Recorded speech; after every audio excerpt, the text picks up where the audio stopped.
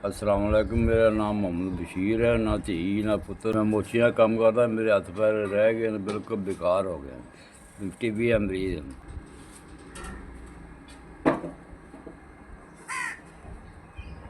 हत्थ पैर रहन तो मैं कारोबार मेरा बंद हो गया। मैं घर बैठा, मेरे पैसा कोई नहीं है, मैं इलाज कराना। मेरा धी पुत्र कोई नहीं है, मैं रोटी तंग हाँ, सारे पास तंग हाँ, पैसा कोई नहीं पल्ले मेरे, इलाज भी करा लो।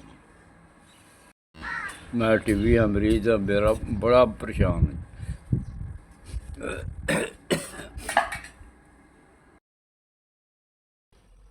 हाँ जी, मेरे पुत्रों 5,000 रुपये मिल गया, बसते रहो, आज़ाद रहो। 5,000 रुपये मिल गया, मैं दवाई लै लवांगा। इतना दे इतना बस सांभ्या ना जाए। मेरा ना कोई धी है ना पुत्र, तुसी धी पुत्र ही हो। अल्लाह ताला बसते रहो, आज़ाद रहो, घलते रहो। इतना दे रब सांभन नहीं हो।